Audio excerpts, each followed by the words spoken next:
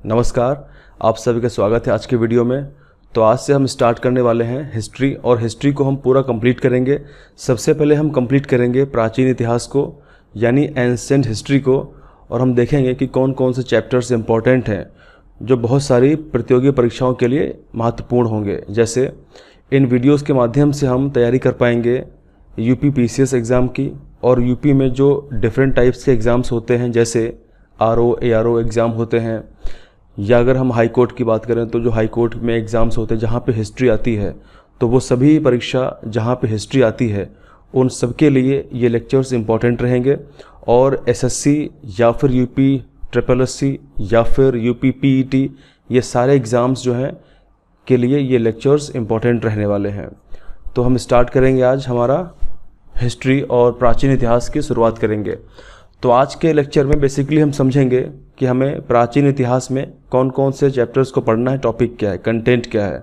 तो सबसे पहले आपको सिलेबस पता होना चाहिए कि आखिरकार इम्पॉर्टेंट सिलेबस क्या है, क्योंकि इतिहास तो बहुत बड़ा है और हिस्ट्री में जो इम्पॉर्टेंट सिलेबस है हमको उसको फोकस करते हुए पढ़ाई करना है, ताकि हम हमारे सिलेबस से बाहर न जाएं और हम कोशिश करें कि जो सिलेबस है उसको पहले अच्छी तरीके से कंप्लीट कर लें। तो इसी के साथ हम स्टार्ट करेंगे। तो हिस्ट्री का मतलब सबको पता है, इतिहास होता है। और इतिहास में हम आज स्टार्ट करेंगे एंशिएंट हिस्ट्री। एंशिएंट हिस्ट्री की हम शुरुआत करेंगे, यानी अगर हिंदी में कहें तो प्राचीन इतिहास।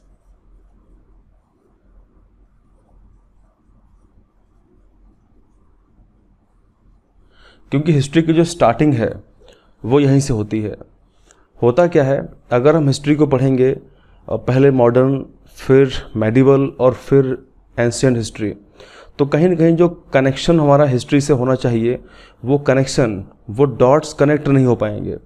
तो इसीलिए जो सबसे बेटर आइडिया है, जो बेटर तरीका है पढ़ने का हिस्ट्री, वो क्या पढ़ने का तरीका है कि सबसे पहले आपको एंशिएंट के बारे में जानकारी होना चाहिए। तो एंशिएंट हिस्ट्री जब पढ़ेंगे आप, तो आपको इतिहास की समझ-बूझ, इतिहास की जो एक सोच है वो डेवलप होगी।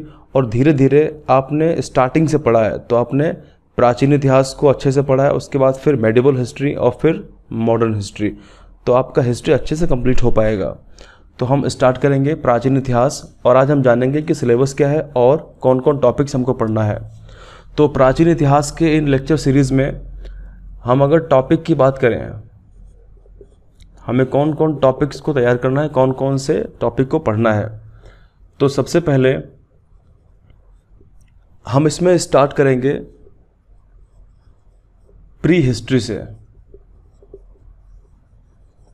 प्री हिस्ट्री मतलब होता है कि वो टाइम जो हिस्ट्री और प्रोटो हिस्ट्री से पहले का टाइम था। विस्तार से चर्चा करेंगे लेक्चर्स में हम। तो इसको हम हिंदी में कहते हैं प्राग ऐतिहासिक काल, यानी वो टाइम जहाँ पे हमको जो इतिहास के बारे में जो जानकारी मिली है वो जानकारी किसी किताब से नहीं मिली है, कोई लिखित डॉक्यूमेंट नहीं मिला है, हमको आर्कियोलॉजिकल साइट्स मिली हैं, मतलब हमें गुफाएं मिली, उनमें कुछ चित्रकारी मिली है। तो इस टाइप से जो आर्कियोलॉजिकल जो साइट है उससे हमने जानकारी हासिल करी और जाना कि ये इतने साल पहले कुछ ऐसा घटित हुआ होगा। तो उसको हम बोलते हैं प्री हिस्ट्री। और प्री हिस्ट्री में हम क्या पढ़ने वाले हैं, तो इसमें हम पढ़ेंगे स्टोन एज के बारे में। स्टोन एज का मतलब होता है पाषाण काल। पाषाण काल का मतलब होता है कि पत्थरों वाला काल, जहाँ पे मनुष्य पत्थरों का इस्तेमाल करता था। तो इसको डिवाइड हमने किया है 3 पार्ट्स में। जैसे सबसे पहले पैलियोलिथिक, इसको पूरा पाषाण काल कहते हैं, इसको भी 3 सेक्शन में डिवाइड किया गया है, उसको डिस्कस करेंगे। उसके बाद आता है मीजोलिथिक, मध्य पाषाण काल कहते हैं, और फिर होगा नियोलिथिक यानी नव पाषाण काल। तो हमको इन सबको डिस्कस करना है, कौन कौन से फेजेस हुई इनके अंदर, क्या टाइम पीरियड रहा और कौन कौन से इंपॉर्टेंट डिस्कवरीज यहाँ पे हुई, तो डिस्कस इसको किया जाएगा। इसके बाद जैसे ही प्री हिस्ट्री ख़त्म होगा तो उसके बाद हम स्टार्ट करेंगे प्रोटो हिस्ट्री। इसे हम बोलते हैं आद्य इतिहास काल, यानी प्रोटो हिस्ट्री के अंतर्गत हम क्या पढ़ने वाले हैं, तो इसमें हम पढ़ेंगे इंडस वैली, सिविलाइजेशन, यानी इसमें हम पढ़ेंगे सिंधु घाटी सभ्यता के बारे में, जहाँ पे हमको कुछ स्क्रिप्ट तो लिखी मिली। हड़प्पा सभ्यता में हमें कुछ स्क्रिप्ट तो लिखी मिली, पर स्क्रिप्ट में क्या लिखा है आज तक हम इसको पढ़ नहीं पाए हैं। मतलब हमको उस स्क्रिप्ट की जानकारी आज तक नहीं है, तो हम इसको डिस्कस करेंगे। इसके बाद फिर हम आगे बढ़ेंगे तो हम बात करेंगे द वैदिक एज के बारे में। जो वैदिक काल है, हम वैदिक काल को पढ़ेंगे। और हम सब जानते हैं कि वैदिक काल बहुत इंपॉर्टेंट है किसी भी प्रतियोगी परीक्षा के लिए। प्रत्येक परीक्षा में आपको वैदिक काल से क्वेश्चंस अगर आएंगे प्राचीन इतिहास से ज़रूर मिलेंगे। तो इसमें अगर हम देखें तो इसमें हमको क्या पढ़ना है, ऋग्वैदिक काल पढ़ना है। ऋग्वैदिक काल में काफ़ी कुछ हमको आर्यंस के बारे में जानकारी मिलेगी, बहुत कुछ पढ़ना है। फिर हमको सामवेद, फिर हमको यजुर्वेद और अथर्ववेद के बारे में। उसके बाद फिर वेदांत क्या होते हैं, उपनिषद क्या होते हैं, पुराण क्या होते हैं, अरण्यक क्या होते हैं, बहुत कुछ डिस्कस करना है, तो डिस्कस किया जाएगा। उसके बाद फिर हम जब आगे आएंगे तो ऋग्वैदिक काल पढ़ने के बाद हम सीधे एंट्री लेंगे और हम पढ़ेंगे रिलीजियस मूवमेंट के बारे में।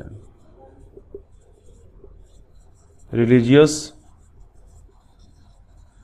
मूवमेंट यानी प्राचीन इतिहास में, प्राचीन भारत में जो धार्मिक आंदोलन हुए, और धार्मिक आंदोलन क्यों हुए, क्योंकि ऋग्वैदिक काल के बाद जो उत्तर वैदिक काल आया, उत्तर वैदिक काल में जो कंडीशन थी मनुष्यों की और महिलाओं की, वो थोड़ी दयनीय हो गई। और उसके लिए फिर उसी समाज से कुछ लोग बाहर निकल कर के आए और आंदोलन किया, मूवमेंट किया। तो इसमें कौन कौन से प्रमुख हम पढ़ने वाले हैं, जैसे सबसे पहले हम डिस्कस करेंगे जैनिज़्म के बारे में, यानी जैन धर्म के बारे में। फिर हम बात करेंगे बौद्ध धर्म के बारे में, और उसके बाद हम बात करेंगे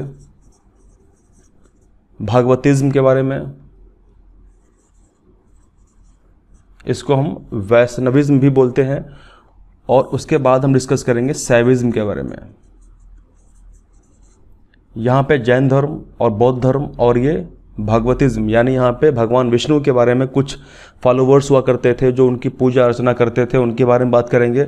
और शैविज्म की बात करेंगे जो भगवान शिव को आराध्य मानते थे, पूजा करते थे। एक चीज़ आपने देखा होगा, अगर किसी भी मनुष्य के मस्तक पर अगर आपको कुछ इस तरीके से दिखाई दे तो आप समझ जाना कि वो भगवान विष्णु का पुजारी है, भगवान विष्णु को मानता है, पूजा करता है। अगर किसी के मस्तक पे आपको इस तरीके से ये 3 लाइन दिखाई दें तो आप समझ जाना कि वो शिव का पुजारी है, वो शिव को फॉलो करता है।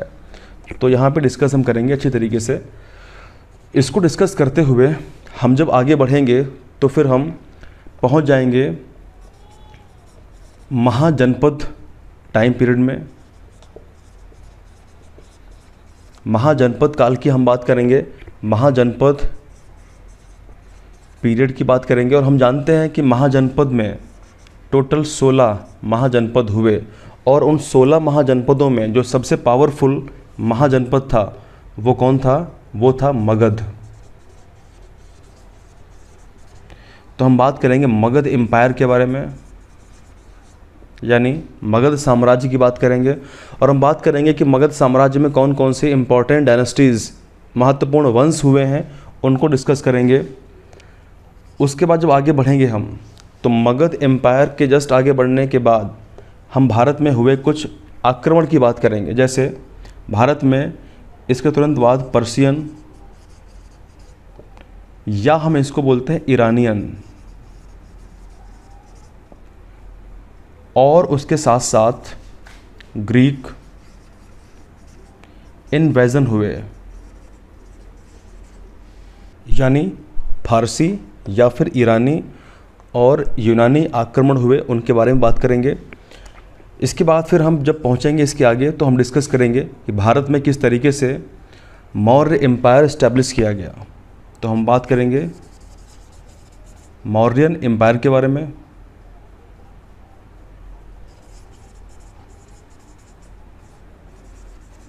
मौर्य साम्राज्य के बारे में बात करेंगे।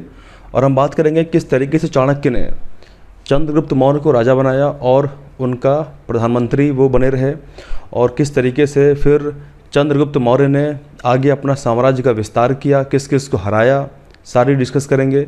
बिंदुसार कौन थे, अशोक कौन थे, और कौन कौन से इम्पोर्टेंट अशोक ने काम करवाए, शिलालेख कौन कौन से महत्वपूर्ण हैं, स्तंभ अभिलेख क्या हैं, सबकी डिस्कशन हम करेंगे। मौर्य एम्पायर को ख़त्म करने के तुरंत बाद हम आगे बढ़ेंगे तो हम बात करेंगे पोस्ट मौर्यन डायनेस्टीज़ के बारे में, या फिर पोस्ट मौर्यन इंडिया की बात करेंगे। ठीक है, कि मौर्य एम्पायर के तुरंत बाद, पतन होने के बाद में कौन से मौर्योत्तर भारत में डायनेस्टीज़ आए हैं। तो पोस्ट मौर्यन इंडिया में कौन कौन सी डायनेस्टीज़ आई, कौन कौन से वंश आए, उनकी बात करेंगे। जैसे फॉर एग्ज़ाम्पल अगर हम डिस्कस करें तो इसमें जो एक शुंग वंश है, हम शुंग डायनेस्टी की बात करेंगे। इसके बाद हम बात करेंगे डायनेस्टी हुई थी कण्व, इसके बारे में, और उसके बाद फिर सातवाहन के बारे में बात करेंगे। सातवाहन वंश में क्या क्या इंपॉर्टेंट शासक हुए हैं और क्या क्या काम हुए हैं उनके बारे में। फिर आगे डिस्कस करेंगे हम पोस्ट मौर्यन डायनेस्टी के बाद। फिर आगे जब पहुंचेंगे तो हम बात करेंगे इंडो ग्रीक्स के बारे में, यानी इनको हम कहते हैं हिंद यूनानी, इनके बारे में बात करेंगे। काफ़ी कुछ महत्वपूर्ण योगदान है इंडो ग्रीक्स का भारतीय प्राचीन इतिहास में। आगे बढ़ेंगे तो डिस्कस हम करेंगे शकों के बारे में, सकास के बारे में बात करेंगे। आगे जब हम बढ़ेंगे तो हम बात करेंगे पार्थियन के बारे में, कि भारत में पार्थियन का क्या योगदान है, पार्थियन का क्या रोल है। इसके बाद हम बात करेंगे कुषाण के बारे में, और कुषाण में हम बात करेंगे कि कौन कौन से इंपॉर्टेंट शासक हुए हैं। जैसे सबसे महत्वपूर्ण शासक हुआ है कनिष्क, तो हम कनिष्क की बात करेंगे विस्तार से, जानेंगे कि कनिष्क किस धर्म का फॉलोवर था। अगर वो बुद्धिज़्म का फॉलोवर था तो उसने बुद्धिज़्म में कौन से सेक्ट को, संप्रदाय को अपनाया, यानी हम बात करेंगे हीनयान या फिर महायान के बारे में। उसके बाद आगे बढ़ेंगे तो हम बात करेंगे गुप्ता डायनेस्टी के बारे में, यानी गुप्ता एम्पायर या गुप्ता किंगडम के बारे में। और हम जानते हैं कि मौर्य एम्पायर के बाद, मौर्य साम्राज्य के बाद जो सबसे बड़ा एम्पायर इस्टेब्लिश हुआ था वो गुप्ता डायनेस्टी थी, गुप्ता एम्पायर था। इसमें हम बात करेंगे कि किस तरीके से श्रीगुप्त, घटोत्कच, चंद्रगुप्त प्रथम, उसके बाद रामगुप्त, चंद्रगुप्त द्वितीय, इन लोगों ने, स्कंदगुप्त, कुमारगुप्त, इन लोगों ने किस तरीके से गुप्ता एम्पायर को खड़ा किया और क्या क्या उसमें इम्पॉर्टेंट रूल हुए। और हम बात करेंगे कि गुप्ता पीरियड में चंद्रगुप्त विक्रमादित्य के समय कौन कौन से प्रमुख कार्य हुए। जैसे आर्यभट्ट किस काल में थे, कालिदास किस कार्य में थे, वराहमिहिर किस कार्य में थे, ऐसे जो 9 रत्न थे उनकी हम बात करेंगे। और हम बात करेंगे कि उन्होंने कौन कौन से महत्वपूर्ण कार्य किए, महत्वपूर्ण कौन कौन सी पुस्तकें लिखी, इन सब के बारे में डिस्कस किया जाएगा। आगे जब हम बढ़ेंगे तो गुप्ता डायनेस्टी जब अंत में आई, गुप्ता डायनेस्टी जब ख़त्म हुई, ख़त्म होने के कगार पे आई, तो पुष्यभूति वंश का उदय हुआ। तो हम बात करेंगे पुष्यभूति डायनेस्टी के बारे में, कि पुष्यभूति वंश में कौन कौन से राजा हुए। जैसे सबसे प्रमुख जो राजा था वो हर्षवर्धन था। और इन सभी डायनेस्टीज़ के टाइम पीरियड में अलग अलग चीन से यात्री भी आते रहे। तो हम बात करेंगे कि फाहयान या फिर वेनशांग और भी कुछ चाइनीज़ ट्रैवलर इंडिया आए थे, तो वो किस टाइम पीरियड में आए थे और क्या क्या उनका योगदान भारत के इतिहास में रहा है। पुष्यभूति डायनेस्टी के बाद जब आगे बढ़ेंगे हम, तो हम पहुंच चुके होंगे साउथ इंडिया। तो हम बात करेंगे साउथ इंडियन डायनेस्टीज़ के बारे में। और दक्षिण भारत की जो डायनेस्टीज़ थी तो उनमें हम सबसे पहले बात करेंगे पल्लव डायनेस्टी के बारे में, पल्लव वंश के बारे में। और पल्लव वंश के बाद हम बात करेंगे चालुक्य के बारे में। तो चालुक्य डायनेस्टी की बात की जाएगी। उसके बाद जब आगे बढ़ेंगे हम, तो साउथ इंडिया में पल्लव और चालुक्य को कंप्लीट करने के बाद हमारा जो एंशिएंट हिस्ट्री, जो प्राचीन इतिहास है, वो हमने पूरा अच्छे से कवर कर लिया गया होगा। अगर आप लोगों ने इन सभी टॉपिक्स को अच्छी तरीके से कवर कर लिया, या मेरे द्वारा या फिर किसी भी अच्छी बुक में, पुस्तक में, तो जितने भी क्वेश्चन आएंगे प्राचीन इतिहास से, आप सभी लोग उन क्वेश्चंस को कर पाएंगे। पर डिपेंड करता है कि आपने कोई भी टॉपिक पढ़ा, उसको किस हद तक पढ़ा, कितनी गहराई तक पढ़ा है, आपका सिलेबस कहाँ तक आपको अलाउ करता है। तो उन सबको ध्यान में रखते हुए मैं वीडियो बनाऊंगा। जो भी कंटेंट मैं आपको दूंगा वो पूरा कंटेंट इंपॉर्टेंट सिर्फ होगा, फालतू की कोई बात नहीं की जाएगी, सिर्फ महत्वपूर्ण चीज़ों के बारे में डिस्कशन किया जाएगा ताकि टाइम वेस्ट ना हो और अच्छी तरीके से कम टाइम में हम पूरे सेशंस को कंप्लीट कर पाएँ। ठीक है, तो अगर आप चाहें तो आप मेरे साथ जुड़ सकते हैं। वीडियो को शेयर ज़रूर करिएगा अपने फ्रेंड्स में ताकि बाकी लोग भी लाभ उठाएं। या फिर अगर आप किसी पुस्तक से पढ़ना चाहते हैं इन टॉपिक्स को, तो आप इन सभी टॉपिक्स को कॉपी पे नोट करके अपने पुस्तक से आप उसको तैयार कर सकते हैं। उसके बाद फिर हम जब आगे बढ़ेंगे तो यहाँ से स्टार्ट होता है मेडिवल हिस्ट्री या मेडिवल इंडिया। मेडिवल हिस्ट्री की यहाँ से शुरुआत होती है। तो जैसे ही मध्यकालीन भारत की शुरुआत होगी तो मध्यकालीन भारत के स्टार्टिंग में कुछ महत्वपूर्ण डायनेस्टीज़ हैं, उनके बारे में हम चर्चा करेंगे। जैसे कौन कौन सी डायनेस्टीज़ हैं। सबसे पहले अगर हम बात करें कि मेडिवल हिस्ट्री स्टार्टिंग जैसे होती है तो उसमें डायनेस्टीज़ आपको दिखाई देंगी। जैसे पाल डायनेस्टी है, ठीक है। उसके बाद फिर आपको प्रतिहार डायनेस्टी के बारे में पढ़ना होगा और फिर आपको राष्ट्रकूटा डायनेस्टी के बारे में पढ़ना होगा। तो आपको मेडिवल हिस्ट्री में पाल डायनेस्टी, प्रतिहार वंश और राष्ट्रकूटा वंश के बारे में पढ़ना होगा। अगर हम इनकी बात करें ये कहाँ थे, तो ये सभी के सभी कहाँ थे, नॉर्थ इंडिया में ये सभी वंश रूल करते थे। जब आगे हम बढ़ेंगे इसके तो हम पहुँच जाएंगे साउथ इंडिया में। कहाँ पहुँचेंगे हम, साउथ इंडिया में पहुँचेंगे। और दक्षिण भारत में जो एक बहुत महत्वपूर्ण, बहुत इम्पॉर्टेंट डायनेस्टी थी उसका नाम है चोला एम्पायर। तो हम चोला साम्राज्य को अच्छे से डिस्कस करेंगे। इसी के साथ एक और हम चीज़ को डिस्कस करेंगे। तो मैं यहाँ पे लिखे देता हूँ उस चीज़ को कि हमें क्या पढ़ना है। चोला वंश के बाद हम फिर राजपूत के बारे में पढ़ेंगे, राजपूतास के बारे में पढ़ेंगे। और राजपूतों में अगर हम बात करें तो हम सब जानते हैं कि राजपूतों में जैसे तोमर, जैसे चौहान्स, जैसे सोलंकी, जैसे चंदेल, तो इत्यादि राजाओं के बारे में डिस्कस किया जाएगा। तो इस तरीके से हम इतनी चीज़ों को पढ़ने वाले हैं और इसमें मेडिवल हिस्ट्री के कुछ इंपॉर्टेंट डायनेस्टीज़ हैं। तो हम कोशिश करेंगे कि इनको हम इसी एंशिएंट हिस्ट्री के क्लासेस में कंप्लीट कर लें, या फिर इनको हम मेडिवल हिस्ट्री जब पढ़ेंगे तो वहाँ पे कंप्लीट कर लेंगे। तो अल्टीमेटली हमको इन सब टॉपिक्स को कंप्लीट करना है। यहाँ से आपके कई क्वेश्चन बनने वाले हैं, तो आप लोग वीडियो को शेयर ज़रूर करें ताकि अधिकतम से अधिकतम लोग लाभ उठा सकें। तो हम मिलेंगे अगले वीडियो में और हम किसी न किसी टॉपिक से शुरुआत करेंगे। तो जाहिर सी बात है हम शुरुआत करेंगे बिल्कुल चैप्टर नंबर 1 से, टॉपिक नंबर 1 से, और वो हमारा है प्री हिस्ट्री। क्योंकि अगर आपको प्री हिस्ट्री की समझ नहीं होगी तो प्रोटो हिस्ट्री में क्या हुआ, वैदिक काल क्या था, या फिर भारत में जो धार्मिक आंदोलन हुए उसमें जैन धर्म और बौद्ध धर्म, भगवतिज्म, सैविज्म में क्या क्या इंपॉर्टेंट काम हुए। उसके बाद महाजनपद 16 थे, 16 में कहाँ कहाँ पे महाजनपद थे। कोशिश करेंगे कि भारत का जो मैप है उसको बना करके समझाऊं ताकि आप समझ पाएँ। इंडिया में अलग अलग लोकेशंस पे 16 बड़े बड़े साम्राज्य थे, उन्हीं को हमने कहा है महाजनपद। फिर हमने पर्शियन या फिर ईरानियन और ग्रीक इन्वेजन आक्रमण की बात करेंगे। मौर्यन एम्पायर बहुत इंपॉर्टेंट है। पोस्ट मॉडर्न में सुंग, कण्व और सातवाहन की बात करेंगे।